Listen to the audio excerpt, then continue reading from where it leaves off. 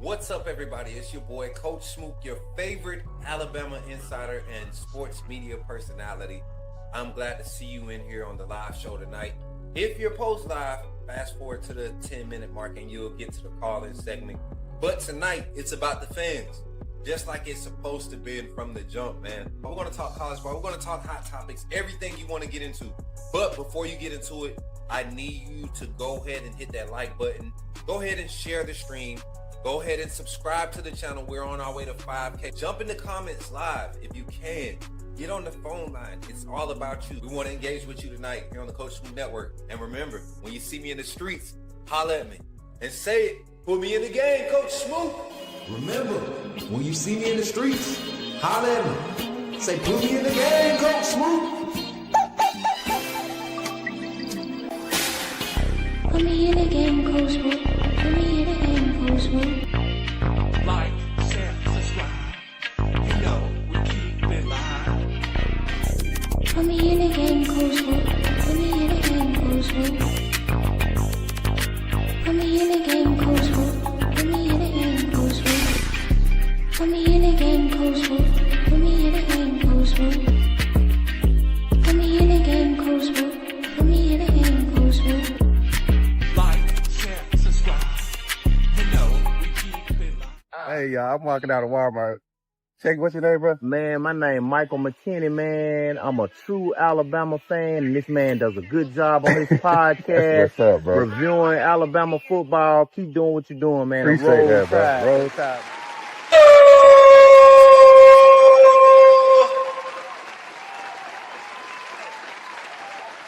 Good afternoon, everybody. Welcome into the Coach Smook Network. We're live with our evening call-in show, man. Hopefully y'all are excited, man. We got a good topic of conversation, I think. A widespread topic. We've seen some of the other teams, a lot of teams. What's up, Mr. Unknown over there on TikTok? Appreciate you for tapping in. Make sure you repost this over there on TikTok.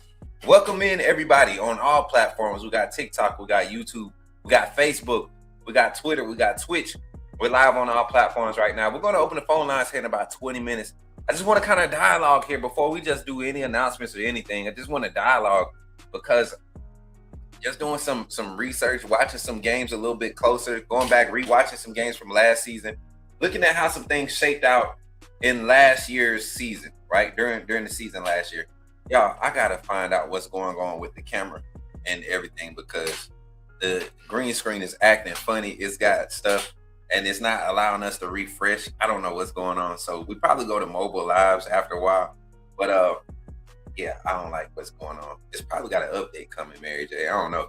But anyways, we got a lot of different things happening coming up this season. Early in the season, week 2, you got Texas, Ohio State. I believe that's like, is it week 2 or is it week 1? I know Texas is going up to Ohio State is going down to Texas.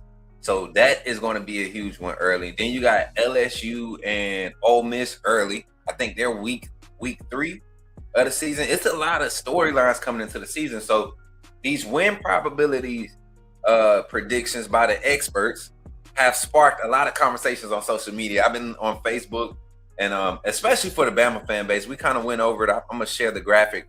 We just edited. We put our own little spice on it, but this is the win probability predictions by the experts. We talked about this morning on the morning show. We'll open the phone lines and get your reactions to that, my Bama fans in the chat. And once again, make sure you come in, like and share, drop a comment, let me know where you're watching from. We'll do a roll call here in a few minutes.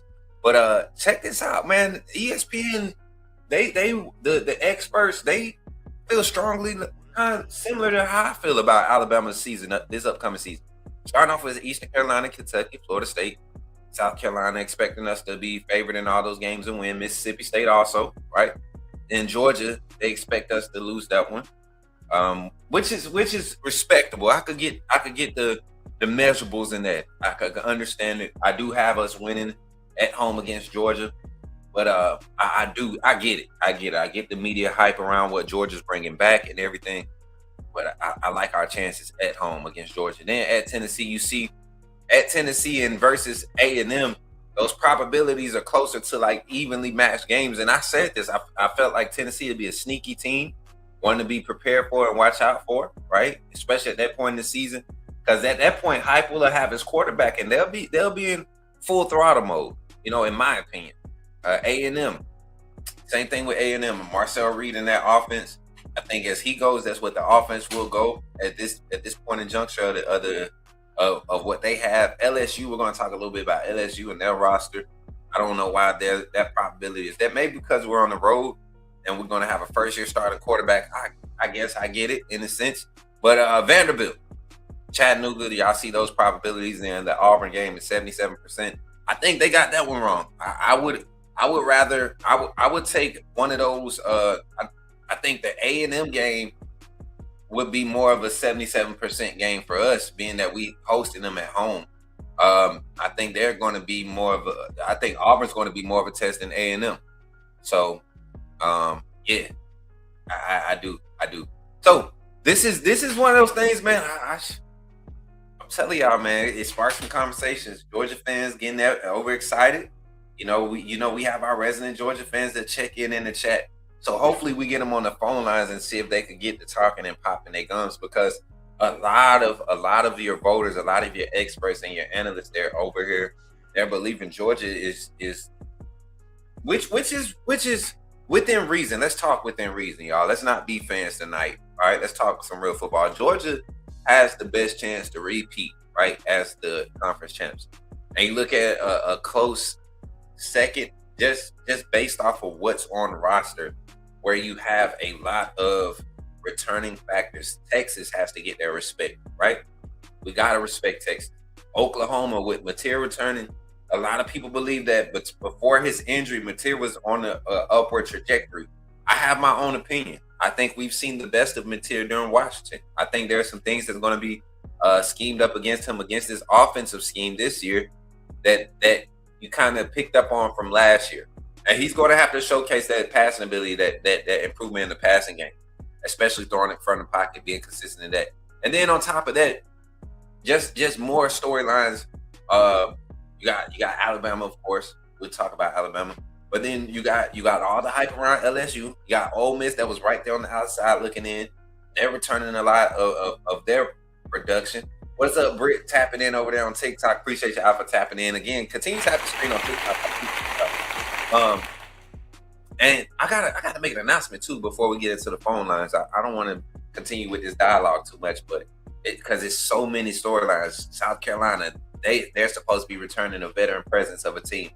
And so this off-season storylines, as we get closer to kickoff, fall camp and kickoff, you see the off-season storylines starting to become a little bit more realistic. The conversation's starting to happen, and people are starting to, quiet down with a lot of the crazy talk. But this win probability chart, it definitely caused a little ruckus in the Bama fan base. So we're going to get into that. We're going to talk.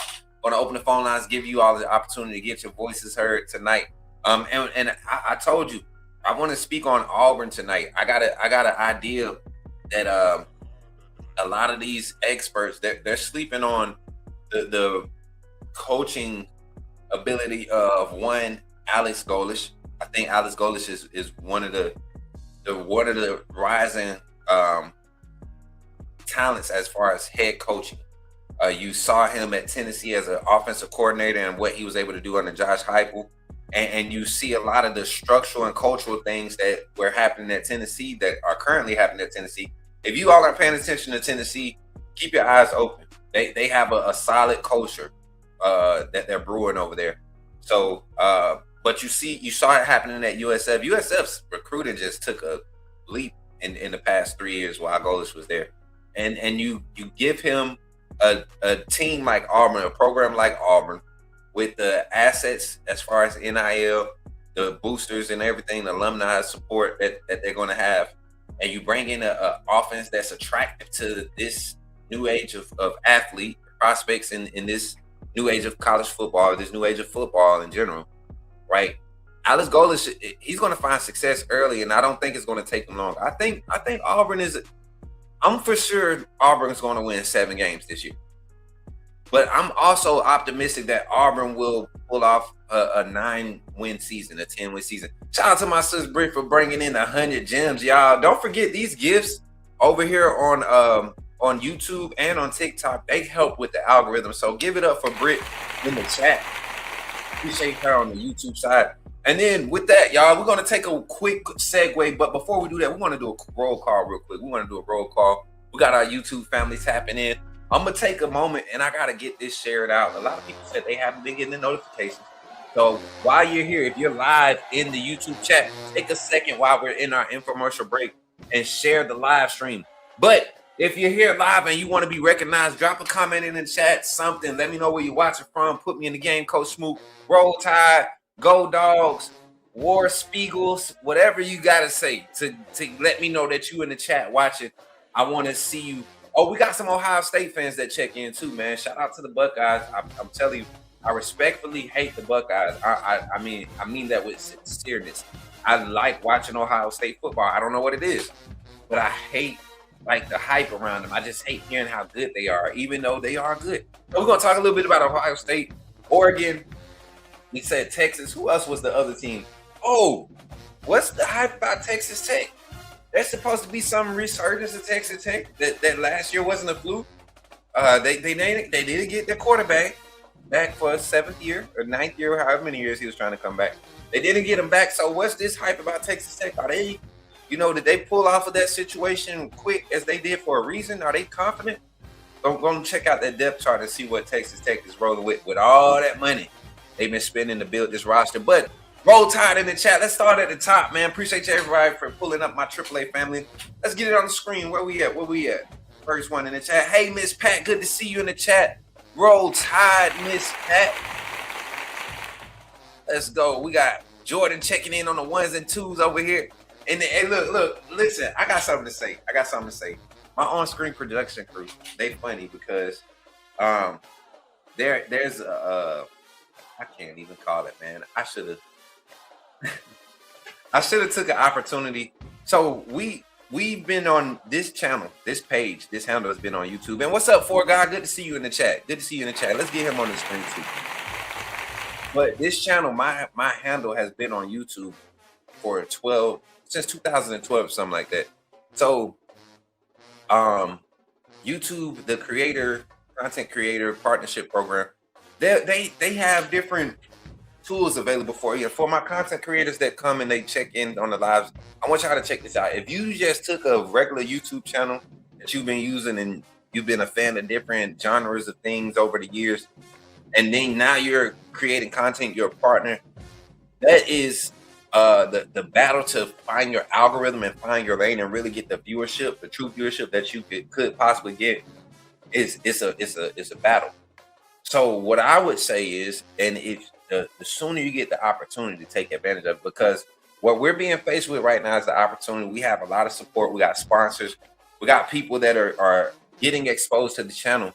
And we have an opportunity to do not a live channel, but I'm thinking about creating another channel with just segmented content, pre-recorded content, everything outside of live shows on that channel, and watching the network grow from that platform. What y'all think about that? If y'all got some ideas going into the next phase of the Coach Smook Network, like I said, we got one launch announcement that we can't make until August 31st, but after that, y'all gonna see some huge changes with the network. But y'all continue to drop in the chat, like, share, tap the screen on TikTok, continue to react on Facebook. I think I saw a Facebook reaction. Who that was that Miss Pat? Appreciate Miss Pat for the heart reaction on Facebook. And so with that being said, let's get the phone lines open, man. Hopefully we get somebody on the phone line, because we got a lot to talk about. These win probabilities, we're talking about scheduling, who's really like, are these storylines, are these things that's being predicted by the quote unquote experts, are they reliable? How reliable have they been in the past? I know last year, nobody had Indiana doing what they did. Nobody. I can't find a clip that hasn't been edited, right, from ESPN or any major network. Find a clip of anybody on any panel. Even in the Big Ten, you have Big Ten Fox. Their coverage is geared towards covering the Big Ten. I don't know. So we're going to talk about it tonight here on the Coach Smook Network. Let's tap in. If you're not a member of the AAA family, this is how you become a member of the AAA family and helping us continue to grow by doing this. Check it out. Glad you chose to stop by the channel today. Just wanted to give you an opportunity to really become a part of this community here at the Coach Smook Network. We like to call ourselves the AAA family. The AAA stands for authenticity above all. We just want to give you an opportunity to become a part of this community because we're growing and we're doing something special here as a fan base, not just for Alabama, but the fan community as a whole. We're creating an environment where it's safe to be yourself, be authentic, and meet people who share the same passion you share, whether it's for the same team or not. You can do this by becoming a member of the AAA family. You simply start by just clicking the link provided to you by one of the moderators in the chat, or it'll be pinned to the top of the chat. Click that link, it'll bring you to my homepage. When you get to my homepage, make sure you hit the notification button and turn on all notifications. Understand that there are multiple ways to support the channel, and each level has its perks. You can go through and read each perk. As we continue to grow, new perks will be added to each level. One thing we would like to highlight that all AAA members are greatly appreciated. It does not go unnoticed that you have taken time and hard-earned money to support this channel. Once you join, YouTube is going to ask for some payment information, and make sure you monitor your subscription dates. Also, if you really want to get interactive with the community and find out what's going on, think about joining our Discord family. This is where you can get into all the fan talk of the community, and also there are networking opportunities. Please be mindful that there are rules and that we expect everyone to treat everyone with respect. Also, if you're looking to partner with Coach Smook Network or sponsor, please hit us up at coachsmooknetwork@gmail.com, and our staff will get back to you in a timely manner. I'm your boy Coach Smook of the Coach Smook Network, and I thank you for supporting this channel.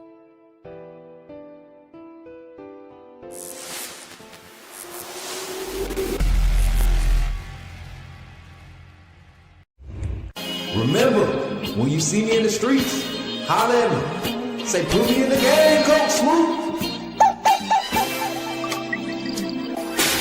At Walk-On's Sports Bistro, the games are on, the food's delicious, and here you are always part of the team. Welcome to Walk-On Sports Bistro, where every day is game day. Whether it's a post-win celebration, drinks after work, or taking the fam for some made-from-scratch favorites, Walk-On's is your go-to for good times, craft beer and cocktails, and bold flavors for fans of all ages. From melty mozzarella logs to Hall of Fame level burgers. Stop by today or order online or in the app. Walk-On's Sports Bistro. Game on. Like, share, subscribe. You know we keep it live.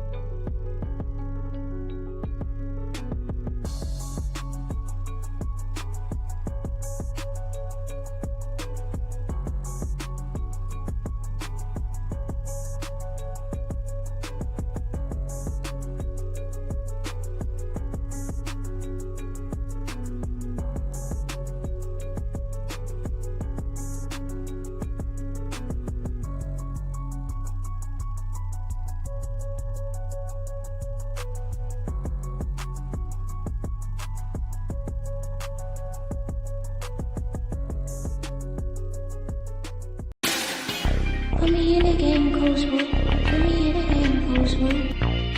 Like, share, subscribe. You know we keep it live. Put me in a game, Coach Smook. Put me in a game, Coach Smook. Put me in a game, Coach Smook. Put me in a game, Coach Smook. Put me in a game, Coach Smook. Put me in a game, Coach Smook. Put me in a game, Coach Smook. Put me in a game, Coach Smook. Like, share, subscribe. You know we keep it live.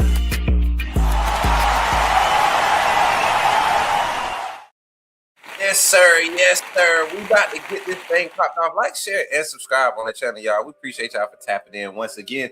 Phone line is open, 334-625-1121. We're talking college football win probabilities. Break up your schedules. If you're a fan of an opposing team, you're a Bama fan, Georgia fan, whatever, bring up your schedule. We want to talk about it tonight. I got some that I'm interested in. I told y'all already. We talked about Alabama's a couple times. We made our predictions on some of the other teams that we feel like are going to be some dark horses. We continue to highlight Auburn, Ole Miss, LSU, Oklahoma, teams that are just have an opportunity to do something different from what they did last season. And I believe a lot of these teams were on the cusp of doing something quote unquote successful when you talk about as far as their aspirations and what they want to achieve. Texas is one of those teams. A team outside of the SEC that I want to kind of talk about before we get active on the phone lines. I like the hype around Ohio State. I'm gonna bring up their depth chart. I wanna just name some names because it's a lot of names on that Ohio State roster that Alabama either had on that roster or was after during Saban's tenure, or this staff, a lot of fans, a lot of analysts in the Bama space thought that these kids were going to be Bama commits, and now they're on that Ohio State roster. You have a few transfers that have come in, and you expect them to be immediate impact. You look at where they came from and the type of production that they have. Ohio State's not missing a beat on the offensive side. Now on the defense, having 8 guys go and graduate, go to the draft, go in the first 6 rounds of the draft. The 6 rounds of the draft. I said the first 6 rounds. But to have 8 guys go, that's a stat in itself. But you're going to have to replace their production. You got a defensive, NFL defensive mind over there as the defensive coordinator, Matt Patricia. They have a lot coming back that didn't see starter minutes but got experience last year. So and they got some transfers on the defensive side in some key spots. So I mean, I think we're going to see a better part of Ohio State offensively this year than we got to see towards the end of last year when teams started kind of picking up on them. I think Indiana kind of broke them. in the season. So Ohio State, looking at the roster, man, starting at the quarterback position, Julius Saying, the former Alabama QB, transfer when Coach Saban retired, hit the portal, has been at Ohio State since then, was a Heisman contender last year, right? Look at the running back room. Even before we go to the running back room, the Travis Sinclair, the young man behind him, he's a stud too. He's one of those guys that if something happens to Saying, I think Ryan Day and this staff, they have just as much confidence rolling him out and allowing him to use his athleticism to kind of steady the ship and go as his athleticism goes. And he has a big arm. So I think they're solid right there. And then developing Luke Fahey, he's going to be a stud. I give him 2 years to develop, right? He stays at Ohio State. That's going to be a different type of quarterback room, just like Alabama stacking Ohio State doing the same thing in the quarterback room. One thing to keep in mind, though, and this is what I wanted to talk to Caden about before he started talking trash the other day about his Buckeyes. And for all the Ohio State fans, appreciate y'all support. I've been seeing the comments on TikTok. I've been seeing the comments on some of our YouTube shorts. I do believe you guys are going to be okay. I'm not sitting here thinking that Ohio State, with the schedule that they have, is going to. I do think the Texas matchup early in the season is a proven one, but even if you lose that one, no matter the fashion how you lose that one, I see you being favored in a lot of your games. Let's put up that schedule. As a matter of fact, Ohio State, do the odds makers. Let's look at their week by week schedule. Do they have it up on this article? I'm gonna pull it up real quick, Jordan.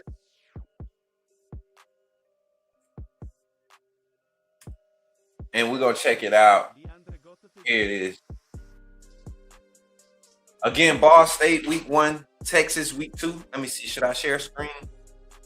We haven't got no copyright for sharing still shots. You can get it on there for me, Jordan, if you want. On-screen productions through.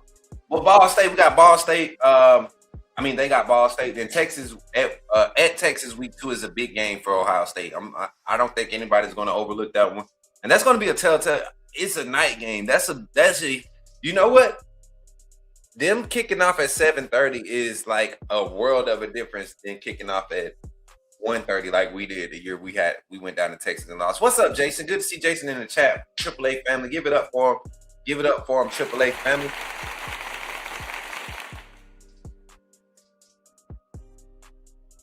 Yeah, that's fine, Jordan. You could do that. And then Kent State, they get follow up with Kent State after a big game against Texas the following week. Then they host Illinois. They at Iowa, right? They get Iowa. Then they host Maryland. Then they go to Indiana. A lot of your experts, a lot of your people that are watching Indiana's roster, and I look at what they did in recruiting this past recruiting cycle with this 26 class that they brought in. Indiana is making themselves a real powerhouse. Kurt Signetti is demanding the respect and he's putting his name out there. He's been doing it at some different stops without the resources. Now he's getting the resources. Indiana's reemerging.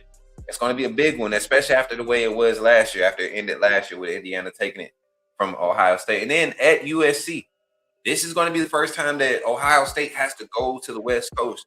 This is going to be one, I think, and if I'm a believer in probabilities of just circumstances, right?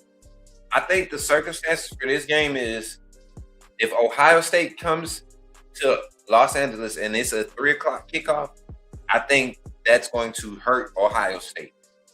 I think that's going to hurt Ohio State.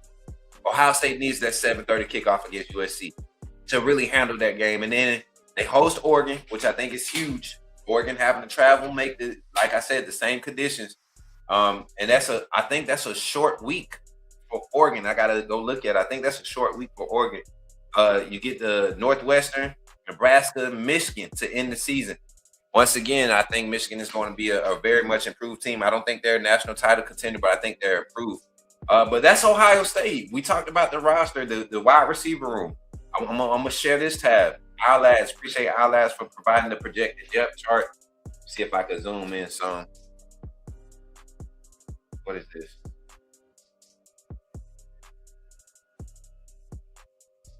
I don't know why I did that. Okay, there we go.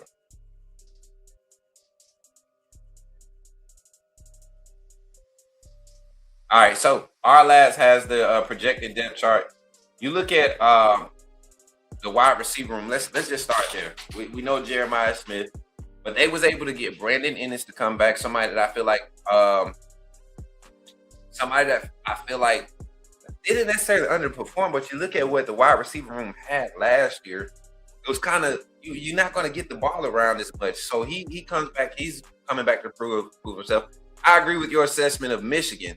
What's up, TBS Speak? Like, we're going to talk about Michigan. I'm going to bring up Michigan. I hope you call in. The phone line going to be open in about 3 minutes. We're going to open it up in 3 minutes. Brandon Ennis coming back, Jeremiah Smith. But they got the freshman Chris Henry Jr. Everybody's excited about him. But there's another freshman that they kind of like, if I'm scared, right? If I'm scared of Ohio State, is their passing attack getting a rhythm, right? Any opponent, you don't want this passing attack, specifically the wide receiver room, to get started with Julius saying, knowing he's not necessarily a deep ball passer, but he has wide receivers right now, anything between 15 and 25, 15 and 30, timing route, concept wise, quick screen. You got big receivers out in the perimeter that can make plays and move and are agile, know how to break tackles downfield. Like, this wide receiver core is nasty, and they have the pleasure of returning 4 of their 5 starters on the offensive line. And one of the guys that's replacing one of the starters, I believe, played like 7 or 8 games last year where he played meaningful taps. So Ohio State is looking like Georgia in a sense. They get a quarterback that got a lot of experience and experienced a lot of winning in his first year starting. And Julius saying same thing with Gunnar Stockton last season. They're getting that back on the offensive side. Your offensive line, the core of your offensive line is coming back. Your trenches is put together on both sides, right? You may not have the starter names on the defensive side that you had last year, but you got the experience come back on the defense. Again, that offense, the wide receiver room, the true freshmen, and Chris Henry and Brock Boyd, I'm telling you, it won't take long for us to start hearing their name. Especially the first couple games of the season. Like I said, they got Ball State and Texas. They're going to have opportunities to make big plays week 1, with extensive play after they extend the lead or whatever, I do see those guys getting opportunities to make big plays. And then against Texas, you got to think Ryan Day and their staff are going to scheme up something for those big name receivers that are proving themselves to be starter and basically wide receiver number 4 or 5 in the rotation. You got 2 freshman wide receivers that's in that rotation at Ohio State, and they're proven. And then of course the running back room, you don't have to say much about the running back room. Bo Jackson, Jacoby Jackson, the senior transfer, somebody that's been kind of under wraps for some years now.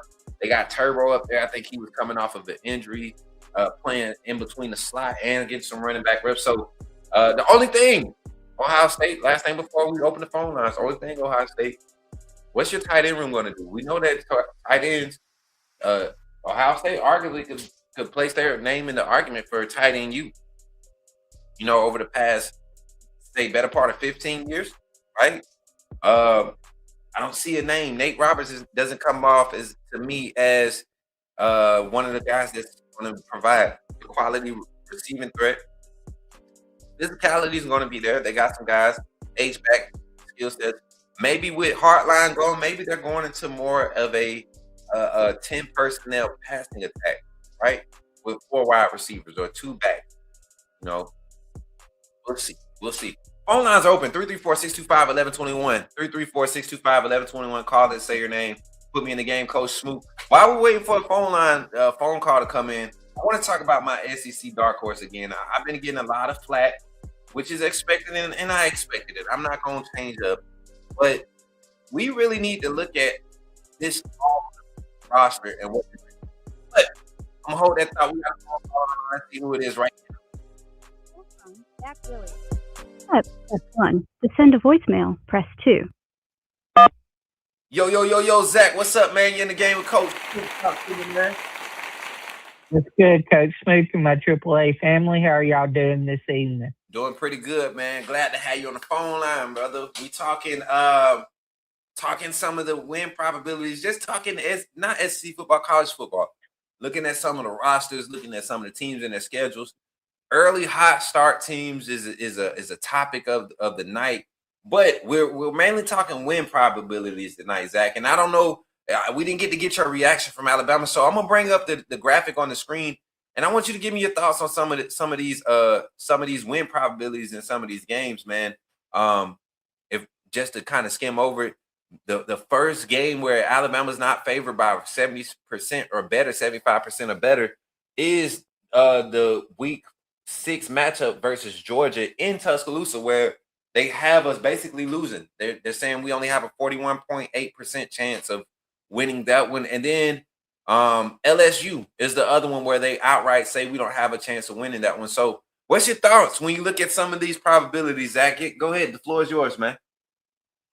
Yeah, I think for the most part, the only one I would disagree with is LSU.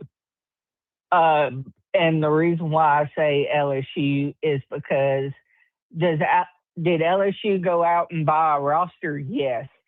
Did they get the right quarterback that fits their scheme and can win them big games? I don't believe so.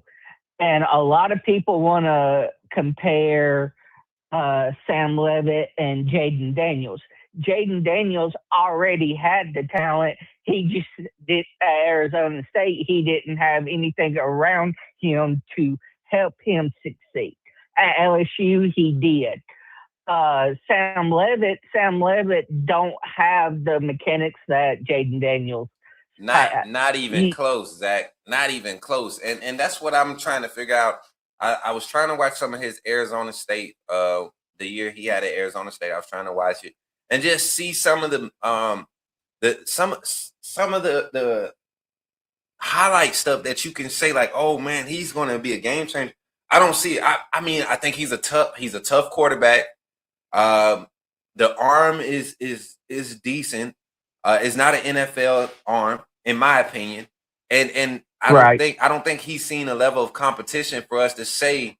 I don't think he's seen the level of competition for us to say, okay, he's legit. I mean, I think they have LSU winning like 10 games this season. I know we have a graphic, but I think they have a projection for LSU to win 10 games this season.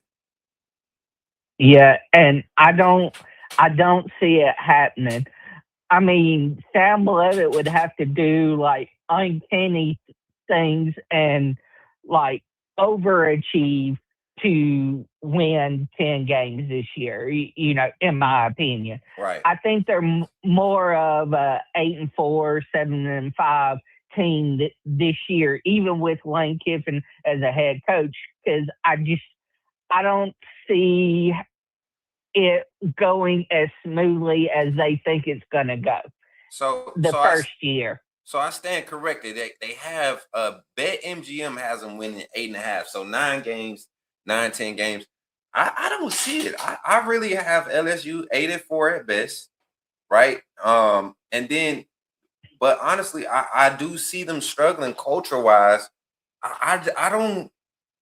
If Sam Levitt doesn't work out at the quarterback position, what are they going to do?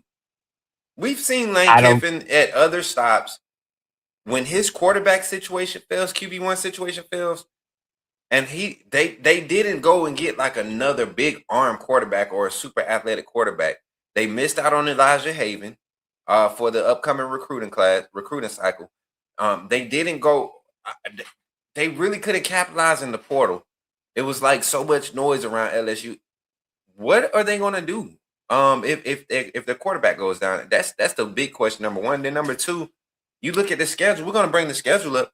I don't think people really looking at the trek that LSU has. Yep. And I mean, and LSU, they kind of started figuring it out defensively last year, but still there was weeks where there was gaps missing, and I don't see it. And I'm going to move on to another team that I want to talk about, Indiana. Uh-oh. Indiana this year, I agree Kurt Cinetti did a great job with what he had last year. But I don't think Indiana has enough coming back on offense to really see the kind of consistency and production that they've seen last year with Fernando Mendoza and them. Not saying that they can't prove me wrong, but I just right now with the quarterback that they went and got in the portal, I just don't see it happening. Now, Zach, this is the same quarterback that at TCU, right? This is the same quarterback that at TCU. Indiana, at TCU, he had TCU on a starting off on a 4-game win streak, I believe, his first year as a starter, and then he had the injury, and then I think they had like a back and forth battle going on for the rest of the season. You look at what Indiana's bringing back on the offensive line. They're bringing back a lot of experience on the offensive line, right?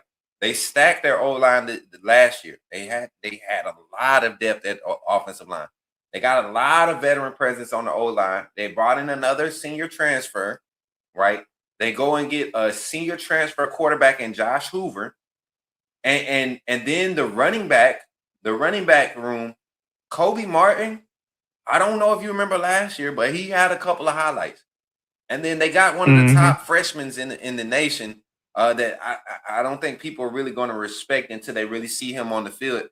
And there's Jay Campbell. They have enough. I don't think they have the explosive names in the wide receiver room. They do have former Alabama wide receiver Shaz Preston. He'll have an opportunity to kind of be what he was projected to be when he got recruited at Alabama. But that Indiana looks like they're fit to make another solid push. North Texas, Howard, Western Kentucky, Northwestern, Rutgers, the first 5 games, that's what they have to match up against, and they're trying to basically wake up a quarterback that's probably just wasn't comfortable in TCU. Hoover and that offense is going to have an opportunity, and then the tight end room for Indiana. They Zach, we know they've always been able to stack tight ends. This year they have 3 guys for sure that they know that they're going to implement, young guys. And when you Mm-hmm. usually when you have young guys, you know what that says? We don't trust them to protect that much. I think Indiana going to air the ball out this season. Okay. And like I said, they can prove me wrong. Just right now, and this is just my opinion. Right now, for what I know they got, I don't see it. But they proved me wrong last year. They can prove me wrong again this year. Yeah, and I think the And main thing is to look on the defensive side too. Like and I know a lot of people didn't start paying attention to Indiana until probably close to the playoffs or after they beat Ohio State, but they played, I think, 42 personnel on defense last year on average, rotated 42 guys. That's basically mm-hmm. two full lineups is what Indiana did last year, and people wonder why they were able to be so fresh and deep. Like they played a lot of guys early in the season, a lot, because of how effective they were and mature they were. So they're set up. They're set up pretty solid. I got Indiana winning 11 games minimum. Yeah, and like I said, I'm looking at it from going back to back, not necessarily the wins. I know they're going to get the wins because of their schedule and the lack of quality competition from top to bottom in the Big Ten. To really force them to make a mistake that we probably won't really see them make a mistake until the championship game or conference championship game. Yeah, I agree. And I agree. so it's like, okay, so for me winning back to back, that's hard to do. Alabama had just a loaded roster to do it. Georgia just had a loaded roster to do it. Indiana, it's going to take everybody to accomplish it. And right now, going into the season, I don't necessarily see it happening right now. Okay. What else you got for us? Okay. Ohio State.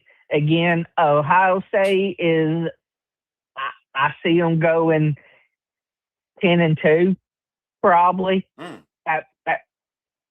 At worst, 11-1 at best. Because I think Texas will get them at home. Yeah, and I have a weird feeling about that game, Zach. It's something about Texas in those first 4 weeks. I mean, it's not just Texas.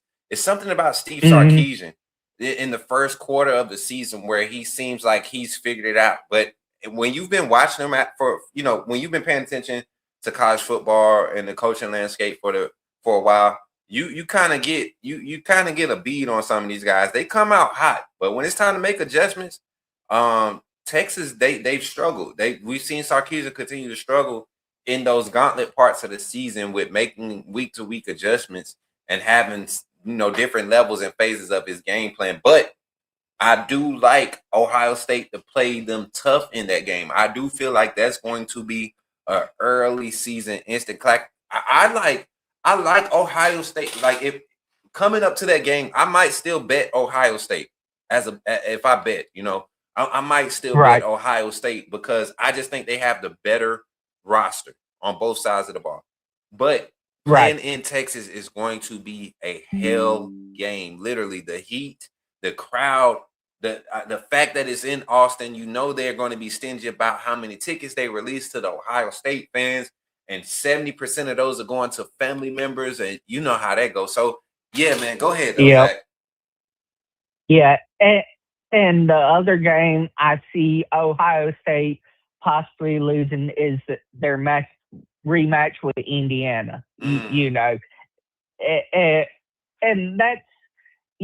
that's a toss-up game for me. It could go either way. It's going to be a good game, and I think that would be like another instant classic type game for their season, so, but yeah, and I know a lot of people want Jeremiah Smith to win the Heisman, but I'm not saying he ain't a elite wide receiver, because he is, but when he plays quality competition that can match up with him, he struggles. You've seen it against Indiana, you've seen it against Miami last year. It's just the year he went off in the playoffs in 2024, it was because he wasn't playing the kind of quality defenses that you would expect to see on a consistent basis, like in the SEC or a big conference. You know. You know what though, Zach? I will say this. I disagree, because I've seen Jeremiah Smith literally be triple team, double team, and a lot of the moments where he's given the opportunity to step up, that desperation moments, right? A lot of those games, it's intentional in the game plan to disrupt the rhythm between in the pass game, to make sure there's no rhythm with Jeremiah Smith. They'll let other receivers go off and get theirs. But a guy like Jeremiah Smith, two catches, two consecutive catches on a drive, you might as well hang it up. He's got a bead on you, and when you have a asset like that could really change the game or cause you to adjust your game plan like that, that's when you gotta reconsider, just your overall game plan and make the team beat you another way.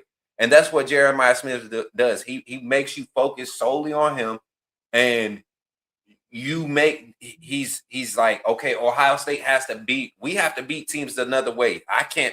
If they take me away, we got to win another way. I'm not just a piece of I am the game plan.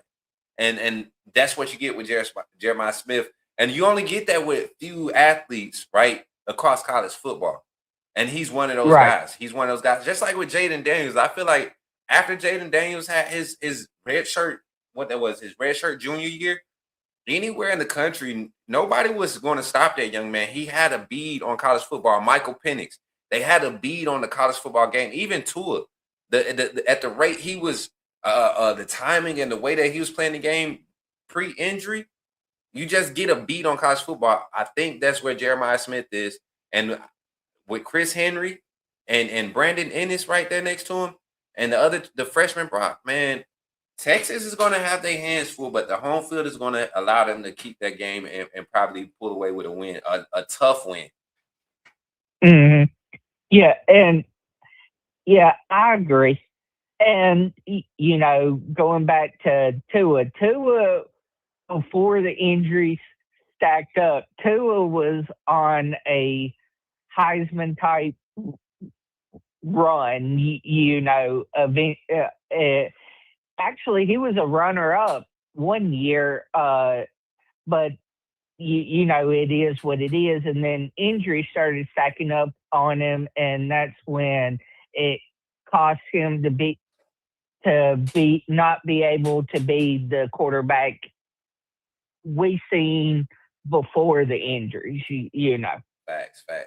Well, Zach, I want to transition to one more topic before we get up out of here, man. One more topic. Okay. There's this article out, and there's this prediction for SEC programs to make the college football playoff. And right now, coming into 2026, on 3 ESPN, they do their collaborative predictions, and they have 5 teams for sure with FPI of 20 or more. When you have a FPI of 20 or more, that's like you're basically guaranteed to make it to the playoffs in this little predictions, whatever, right? So the 5 teams that they have going: Texas, number 1 with a 26.9 FPI playoff chance, 69.9%. That's strong. Georgia, 24.8, 63.7%. And Jordan, you can put it on the screen. I got to share it.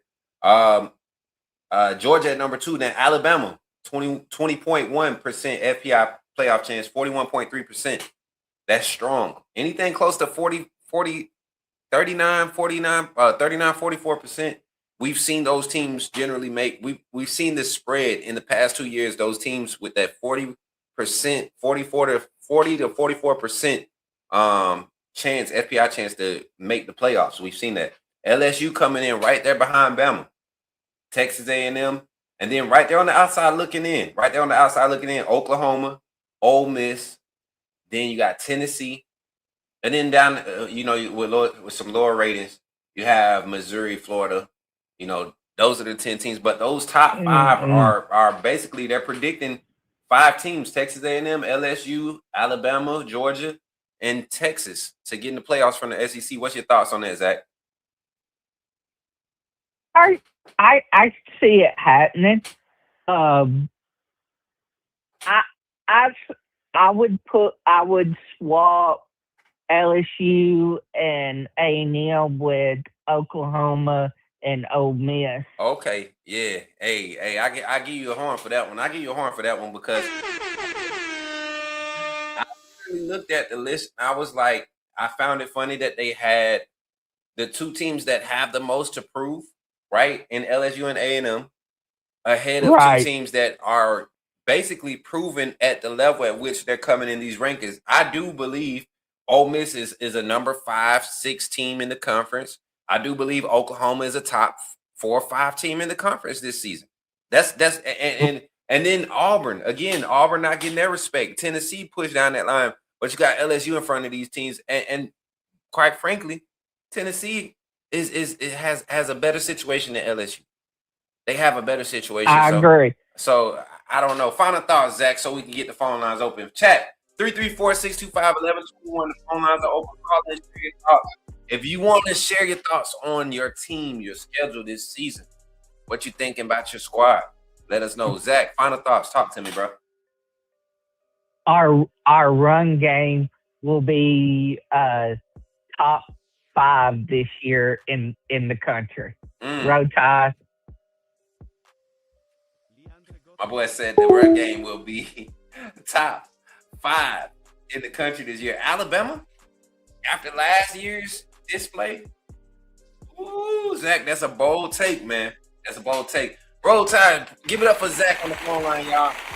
Put me in the game with your boy, Coach Smook. 334-625-1121. Phone line is open. We're talking college football scheduling, win probabilities.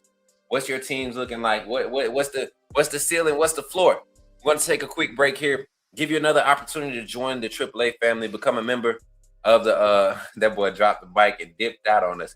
But give you an opportunity to join the AAA family and become a member and help us continue to grow. It's cheap. It's one of the cheapest you're going to find on YouTube.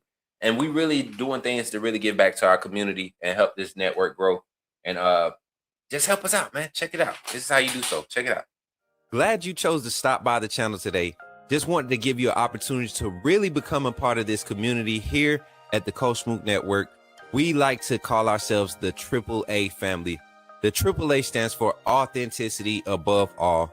We just want to give you an opportunity to become a part of this community because we're growing and we're doing something special here as a fan base, not just for Alabama, but the fan community as a whole. We're creating an environment where it's safe to be yourself, be authentic, and meet people who share the same passion you share, whether it's for the same team or not. You can do this by becoming a member of the AAA family. You simply start by just clicking the link provided to you by one of the moderators in the chat, or it'll be pinned to the top of the chat. Click that link. It'll bring you to my homepage. When you get to my homepage, make sure you hit the notification button and turn on all notifications. Understand that there are multiple ways to support the channel, and each level has its perks. You can go through and read each perk. As we continue to grow, new perks will be added to each level. One thing we would like to highlight that all AAA members are greatly appreciated. It does not go unnoticed that you have taken time and hard-earned money to support this channel.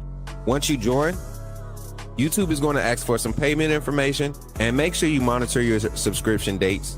Also, if you really want to get interactive with the community and find out what's going on, think about joining our Discord family. This is where you can get into all the fan talk of the community, and also there are networking opportunities. Please be mindful that there are rules and that we expect everyone to treat everyone with respect. Also, if you're looking to partner with Coach Smook Network or sponsor, please hit us up at coachsmooknetwork@gmail.com and our staff will get back to you in a timely manner. I'm your boy, Coach Smook of the Coach Smook Network, and I thank you for supporting this channel.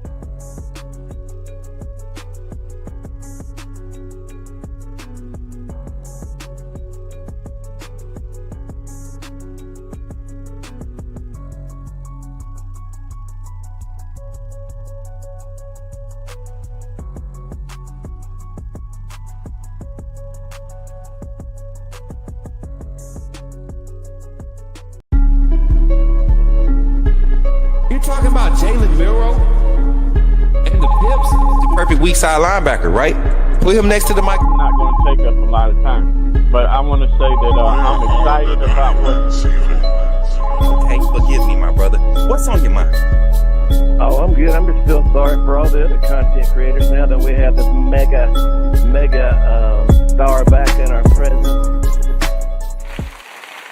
Yes, sir. Yes, sir. Listen, I keep talking about this, and y'all gonna keep getting mad at me for doing this as Bama fans, but I don't want this to be a surprise when it happens. And I want the AAA family, the Bama fans that's part of the AAA family, I want y'all to be ahead of the curve, as I've always tried to do. I don't want to hear none of that fair weather stuff when it comes, and when we start seeing this thing come to pass. But I do feel like the Auburn Tigers will have a optimistic season. I'm not going to say good season. They will have an optimistic season.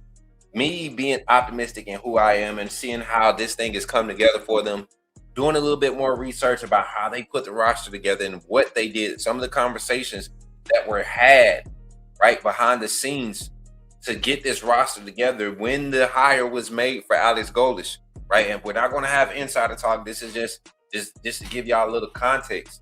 Like it was planned to have this roster look exactly how it looks.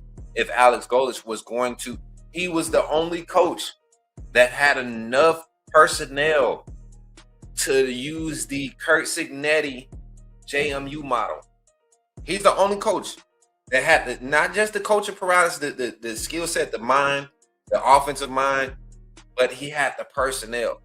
You look at this roster. I want to look at this depth chart real quick, and we don't have the we're not going to share the screen here, but you look at their offense.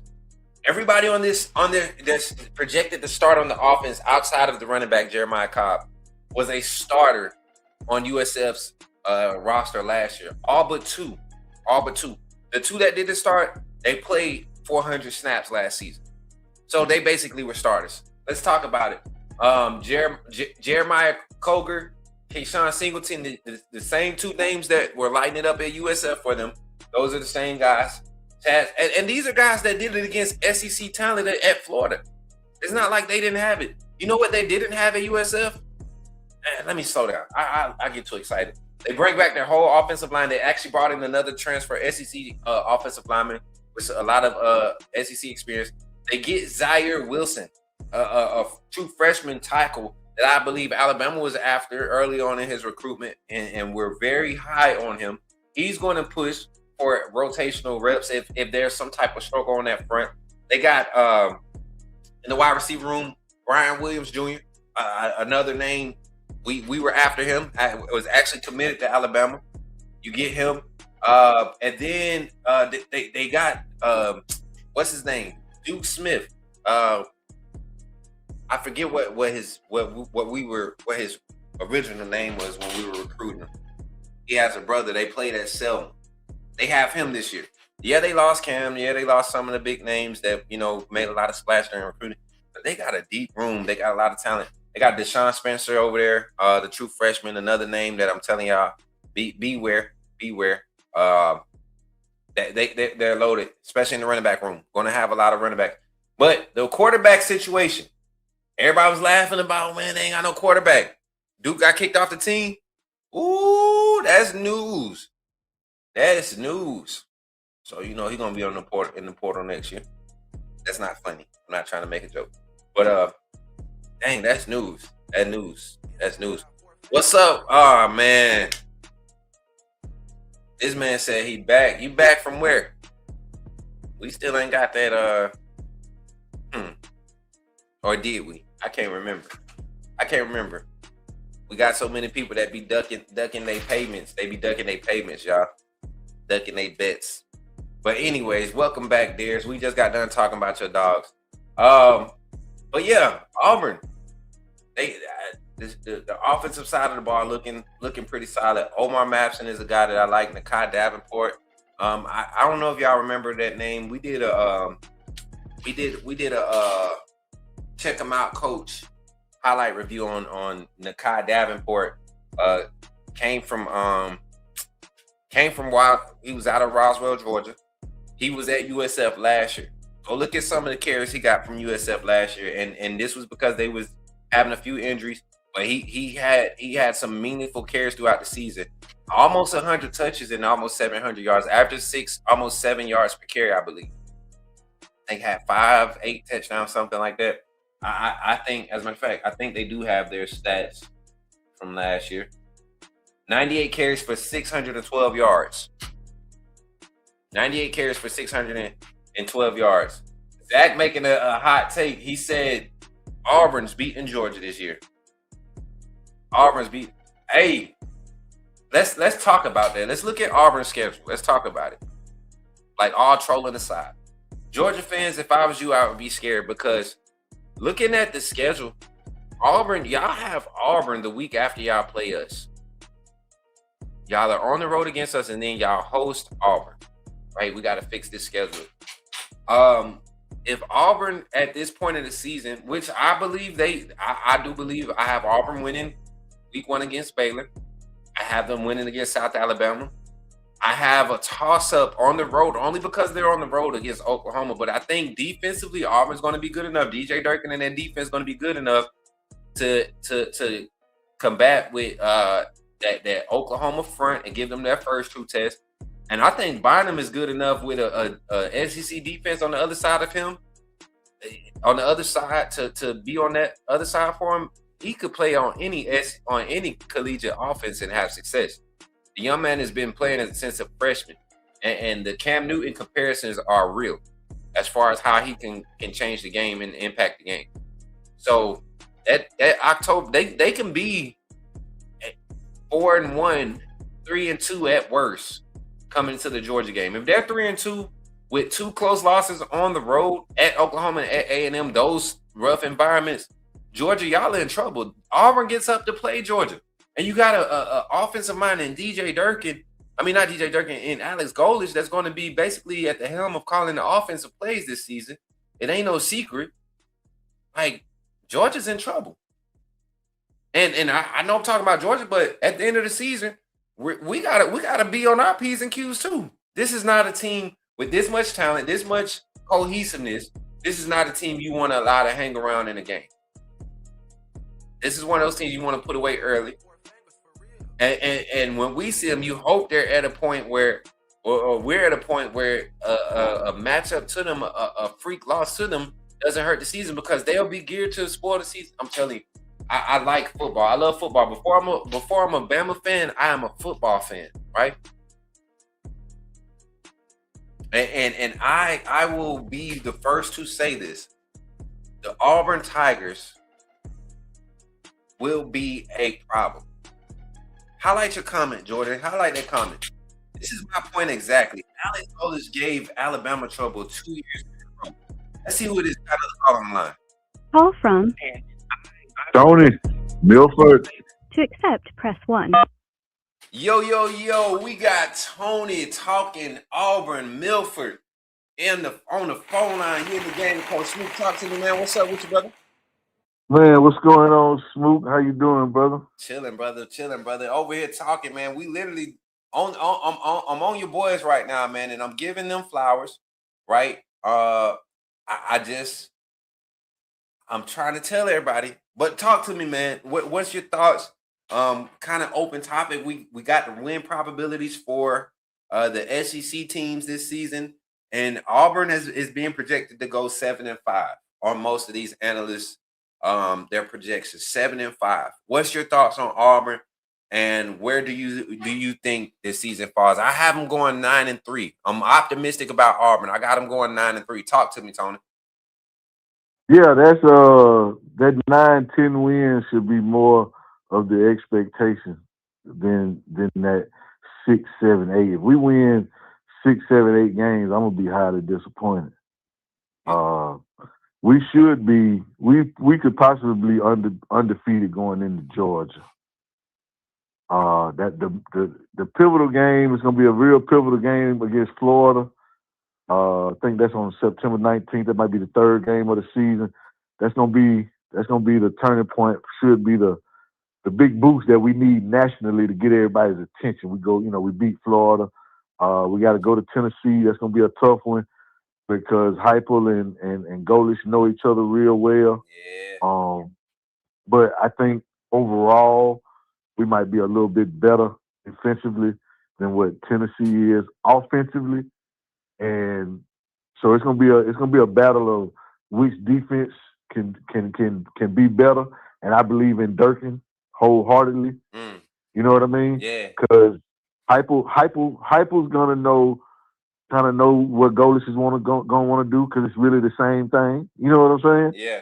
And Golish is gonna know what Heupel's gonna want to do because it's really the same thing. So it's gonna come down to special teams and defense. That's why I think we have the advantage. Alex McPherson is going to prove to be one of the best kickers, if not the best kicker in the nation. And our defense is already, everybody already knows what Durkin brings to the table on that note. So I think, going to Athens is always going to be tough. That's tough for everybody except for probably Alabama because y'all got Georgia number. Yeah. Kirby wets the bed against y'all. But that's gonna be, that's gonna be a tall task. That's a tall tree to climb going into Athens.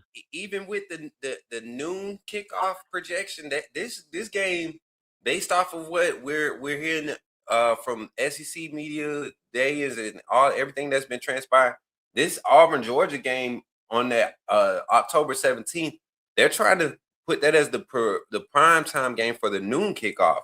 So an early kickoff against Georgia and Athens, I don't know, man. That's the spooky stuff that Auburn, and I hate it. Y'all carry this spooky aura, and anybody that knows college football has been paying to personnel at the college football level, and that's been watching USF the past 3 years, and seen this group that literally all they did was switch jerseys, man. And you don't have to worry about them having pride about playing for Auburn. You don't have to, because they don't necessarily have to play for Auburn. They're playing together like they've been doing at USF. So they don't have the culture issue that most new hires and new rosters. Yeah. This could be a scary year just from that standpoint alone, man. Yeah, because they don't necessarily, those guys don't necessarily have to just believe and bleed Auburn right now because they believe and bleed Golish. Yeah. And Golish is gonna take care of the rest of it. So the fact that they're gonna follow Golish and Golish is gonna believe and bleed Auburn moving forward, that's gonna bleed and bleed. That belief and that bleeding Auburn is gonna feed over into the team because attitude reflects leadership. Attitude reflects leadership. Mm-hmm. So they're gonna go as Golish goes, and Golish going 100 miles per hour, no nonsense, balls to the wall, and so that's what they're gonna do. And so it's gonna be a beautiful thing. Everybody's buying it. Everybody's already bought in. All the players that the guys that already came, they were already bought in when they got there. And the guys, once he got there, it was easy for them to buy in. And you know what I mean? And if the offensive line, that's gonna be the key to the season.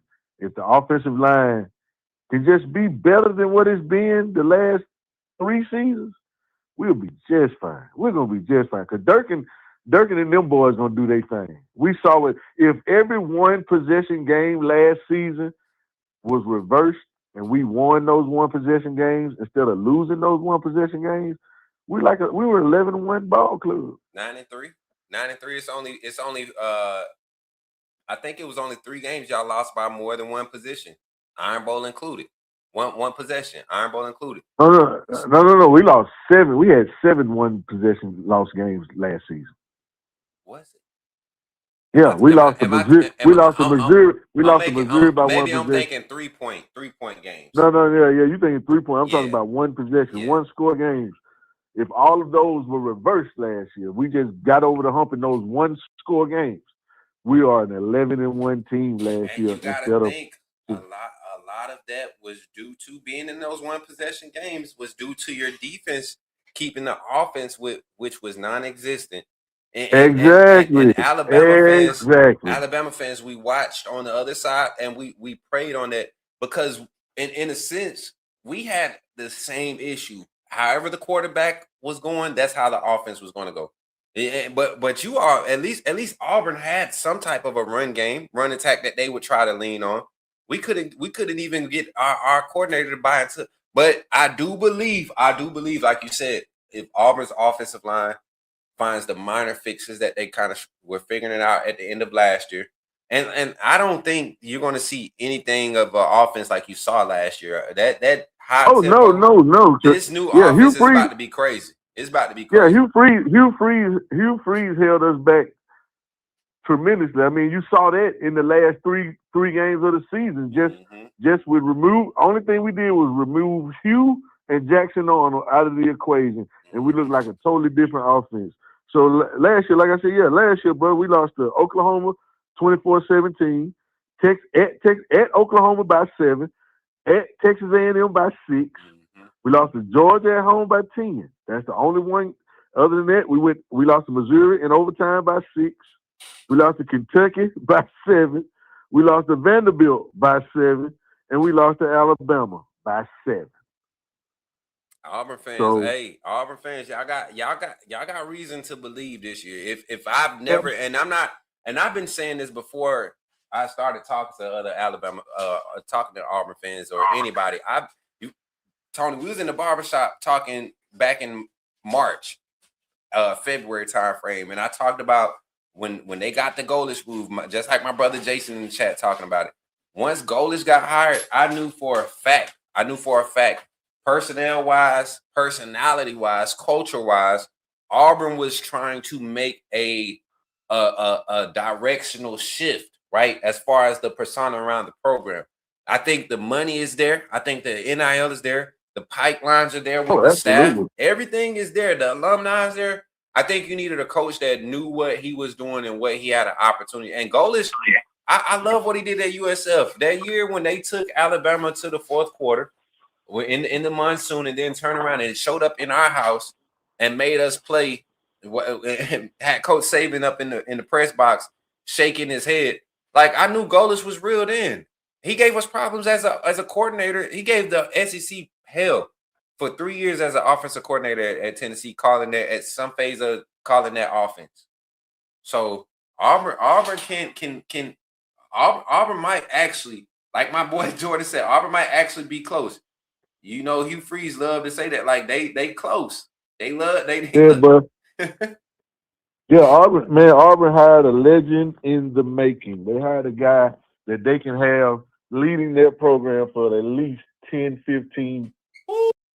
Give me a siren real quick, Jordan. Give me a siren real quick, please. What if I'm gonna throw up. What if, and Tony, I'm gonna let you get the closing remarks after this. We got another phone call on the line. What if Alex Golish is Auburn's Nick Saban? Alex Golish, I've been on record on CNT Talking Tigers on YouTube. I was on record saying Auburn hired, this man is 41 years old. He's at a prominent SEC power, and he's got the keys to the kingdom. there's nowhere else for him. It's hard to go up from that. You know, everything else from this point on is a sideways move. The only scheme like leaving us for is Ohio State, and that's where he started. You know, that's where he went to school and all that good stuff. But outside of that, Alex Golesh can make his name at Auburn. Hey, you want me to give you a little encouragement? Please charge. So Nick Saban went to Toledo, right? Absolutely, yeah. His dream job was to be able to coach at Ohio State at some point in his career. Never got the look. Got the opportunity to go to LSU. Made noise. Boom. Alex Golesh went to USF. Made noise. Boom. And he gets the Alabama job. It's his next college coaching job, and that's where his legacy is really remembered from. I would, man, and I know I joke about it, but Golesh, I like Golesh, man. Golesh was one of my candidates. I was on Bama football on YouTube when Coach Saban retired, and I remember Golesh's name being in the hat, being in the mix, and I was very excited about the potential of him joining, even if he was coming on as a coordinator. I felt like it wouldn't be long before he had a premier head coaching job. Final thoughts on you, Tony. Give me some hot fire for the Clips, man. Talk to me, brother. Oh man, Auburn might be in the playoffs this year. Auburn might be in the playoffs this year. So just think about it like this: if Auburn only loses to Georgia and Alabama, who's gonna argue for them not being one of the top 12 teams in the nation? You cannot argue, because that's what kept teams like Tennessee, Vanderbilt, Missouri. That's what kept them in the conversation last season. And if they do it, they've earned it, because Auburn has a stretch where they play Florida, at Tennessee, at Georgia, LSU, at Ole Miss in consecutive weeks. I wanted to give you more time. That's a good topic. Make sure you, man, listen, y'all. We Tony Milford, man, give it up for him 1 second. Before you get off the line, he's gonna be one of the special guests on Cutting with Coach Smook. We're gonna be doing barbershop talk. We might have to go virtual. We got some changes being happening with the setup and where we're gonna be doing the live filming. But once the season kicks off, we got some things. He's gonna be on there, and he love Auburn, but we talk good ball at that barbershop about some of these teams. And y'all, I think he got some surprising takes about some of the teams in the SEC that made me go back and look at what's happening. And we're going to be able to have some good things going. But Tony, I appreciate you for calling in. Can you say "put me in the game, coach" one time for me? Hey, put me in the game, Coach. War Damn Eagle. Yeah, man. Appreciate you for calling in. Y'all give it up for my guy Tony, man. Right. Yes, sir, man. Look, I gotta let them have it when they call in and support, man. We gotta let them have it. This is an unbiased show. I love my Tide, but I love true fans. If you're an Auburn fan, if you're a Tennessee fan, I know we traditionally hate y'all, but stand on that. Be real. Be real. Phone line is open. We got time for one more call, y'all, and then I gotta get ready to get to the yim. Let's get it. Oh yeah, and what else? We was talking about Ohio State earlier too. Hopefully we can get Caden on the line. I don't think he took too kindly to Zach's comments about Indiana having to up on Ohio State. So got Auburn represented. We talked a little bit about Georgia. We haven't really dove into Georgia's schedule. We haven't really dove into this. Talk about Georgia after this phone call. Looks like Caden calling in. Let's see what he got to say. Call from. In the D's already, dummy. To accept, press 1. Yo, what's up, Katie? In the game with Coach Smook. Talk to me. Talk to you. I'll tell you what's going on. Another day, another dollar, and nothing else except that. All right. There anything you got to say? I mean, we had a call. I know you're an Ohio State fan. We had a call earlier. They said Ohio State 10-2. At worst 9-3. And the guaranteed loss for Ohio State right now is Indiana. That's what the guaranteed loss is. Somebody said 10-2 or 9-3. Yeah, somebody said that. Well, I bet that person probably never seen Ohio State football in their life and probably jerks off to Paul Feinbaum. I can guess that fact. Let me give a little refresher. And Coach Mook said that I can relax. I'm going to give a little history lesson. Go ahead. Ohio State, 9-time undisputed national champion. Soon to be 10-time undisputed national champion. Mm-hmm. Best team in the nation. This schedule, 10-2, not happening. 11-1 maybe, but that's if we can't. That's what if the boys in the locker room can't pull up together and start kicking ass and start raising hell with no excuses and not giving a fuck. I feel you. That's what I say. And here's my 2 cents. That's all probably. Whoever said that probably jerks off to Paul Feinbaum, screaming Ohio State's a power-hungry piece of crap. Who? Oh, I could believe that. Any day of the daggone week. So you don't think Ohio State could drop a game to Texas early in week 2, and then turn around and lose to Indiana, and then possibly lose to USC on the road? I got 2 words for you. Hell no. And I did not stutter. Let's be reasonable here. Let's be realistic. This is not. Did I stutter, Coach Smook? Katie, answer my question. You ain't stutter, but you did sound like you got some bubbles in your throat. Listen, I don't got no damn bubbles in my throat, and I'm saying 100% crystal clear. Unless your headphones ain't working or a piece of crap.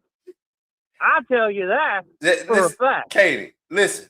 You got Texas week 2. You going on the road to Texas. That's a loss. I already gave that one. That one don't hurt you, though. That one don't hurt you. What would hurt, you got to go to the defending champs at Indiana, right? And they don't think they just did their one-and-done type organization. That they bringing back a lot of their defense. They got a lot. They went in the portal and got another quarterback. Josh Hoover done threw for almost 10K over his collegiate career at TCU. And then you gotta go back on the road against USC. And then you don't have a bye week between this, Katie. Well, you do got the bye week after Indiana. You get the bye week, and then you got Halloween against USC. But then you got to host Oregon, and then you finish the season against Michigan in that rivalry game. And I think Michigan might have your number on the defensive aspect of things. If they got any bit of an offense, Ohio State's offense is going to be the key to their success early in the season. Texas could derail that in week 2. And you're telling me this because why? Because it's realistic and you need to wake up, man. Stop living in this fantasy world. Ohio State going to be good. They're going to be good, man, but they not winning the national championship again. You keep popping in these chats talking about Ohio State defending that, about to go back and win. They not winning crap this year. They ain't winning shit. They not winning. And I'm not the only person who wears crimson and white and kisses Paul Feinbaum's ass. Hey, listen, ain't nobody Paul Feinbaum. Don't nobody Paul Feinbaum. Stop saying his name on my channel. You understand? That old gentleman has done nothing to you other than disrespect your coach Ryan Day, which is warranted, right? And speak on how dominant the SEC has been for the better part of the last decade. But here's the difference. This is an Ohio State team that reloads, and we reload on both sides of the ball. And I'm just going to give you a little word of advice, Coach. What's that? Just why don't you watch this season as it goes and see what you really think. And then at the games that you think we're going to lose, say perhaps Texas, if we beat them by double digits, you're going to be turning your head around and saying, I fucked up. Yeah, you fucked up. It is at this moment he knew he fucked up.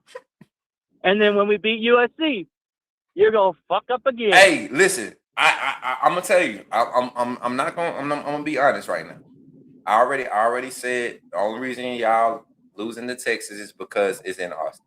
If that game was in Ohio State, I got y'all winning that one. That's the difference in that game, Archie, man. But the USC game, I don't think y'all lose to USC unless, like you said, the boys don't come together. Wait, hold on. What? Hold on. What? Did you just say Texas at Ann Arbor? No, y'all. I said Texas. Y'all play Texas in Austin.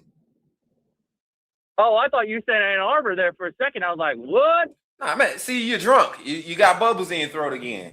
But like I was back to the statement. What I'm saying is the reason why I throw USC in there is one of those games. You're going to the West Coast. This is your first time going over there.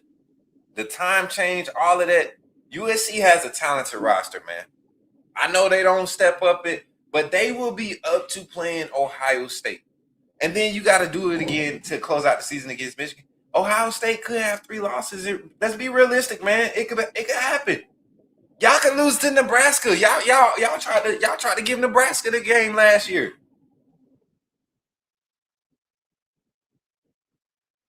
Bottom line is, how about instead of talking, we wait till August and we just let the boys kick ass and let's see who really wants to take that title. How about that? Well, yeah, all right, that sounds good. But I know one thing. I know one thing we ain't doing. I ain't betting you again because you don't like to pay your bets. Bye. Yeah, give it up for that boy Caden, man. I can't wait till the season start, y'all. I can't wait till the season start. Give it up for the call-in show, man. The call-in segment. I think that was a fun segment tonight. I think we had a lot of fun. We're going to open the phone lines again on Friday morning and Friday evening show. We're getting up on our time, man. We said we're not going past an hour and a half during the offseason, and we are serious about that. So I appreciate everybody calling on the phone lines. Little organic interactions tonight. I love it. Final thoughts, man. We got a lot more to talk about. We could have this conversation across a lot of segments, across a lot of shows. I want to get into Florida and Tennessee on tomorrow in the segment. We got our Bama talk, but there will be a segment where I'm going to talk about some guys that left Alabama that are going to be getting opportunities on some SEC rosters, right? And then we're going to also talk about not just SEC. We got some Georgia Tech guys, Pop, Noah. Those guys want to check in with them, look at what they look like on their depth charts, all that good stuff. Check in on the guys that left because I'm not bitter about it. I'm glad everybody's moved to the next chapter, and we're going to see a good competitive season of college football with all this talent spread out across the country. So, with that being said, I appreciate y'all for tapping in. And once again, man, I'm your favorite college football, Alabama college football sports media talent, your Alabama football insider, your favorite recruiter, analyst, all that good stuff. I'm your favorite. I don't care what you say. I'm about to go hit this gym. Hopefully y'all staying fit. Drink your water. Make sure y'all drink your water. And stay safe, man. Stay prayed up. Love those like you love yourself. And watch God return those things to you. Hey, I appreciate y'all for tapping in. Roll Tide, Trey Town for tapping in on YouTube, tapping in late. Appreciate you. Make sure y'all come in from now on. Just drop some comments, man. I love to acknowledge the live audience, the live viewers. I love to acknowledge you. Share the content. Continue to help us grow as we continue to get up and do our thing. I love y'all. Again, I'm your favorite sports media talent and Alabama insider, Coach Smook. And remember, when you see me in the streets, holler at me and say, put me in the game, Coach Smook. I'll catch y'all on the next one.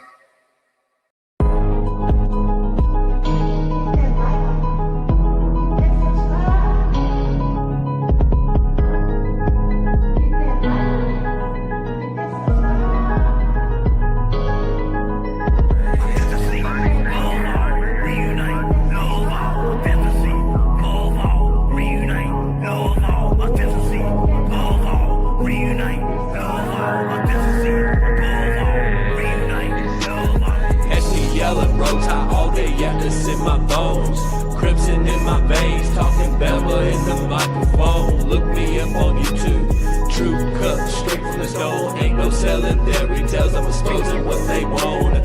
Alabama football, yeah, I live it, yeah, I bleed it from the streets to the bleachers, every angle, yeah, I see it, film, study, so militant, I ain't guessing a thing, break it down, every snap is like a coach of the team, authenticity above all, that's where I stand. If you ain't a real fan, you'll fail with the fan. They tried to box me in, and I keep it though off the frame. Turn the pressure into power, put my stamp on the game. Put me in the game, coach, in the game.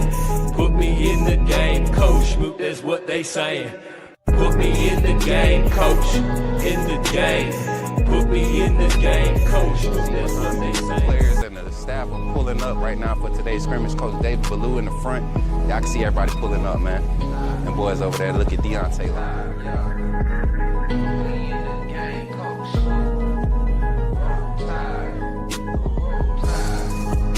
Hey, y'all, I'm walking out of Walmart. Check, what's your name, bro? Man, my name Michael McKinney, man. I'm a true Alabama fan, and this man does a good job on his podcast. What's up, bro? Reviewing Alabama football. Keep doing what you're doing, man. Appreciate that, bro. Roll Tide, man.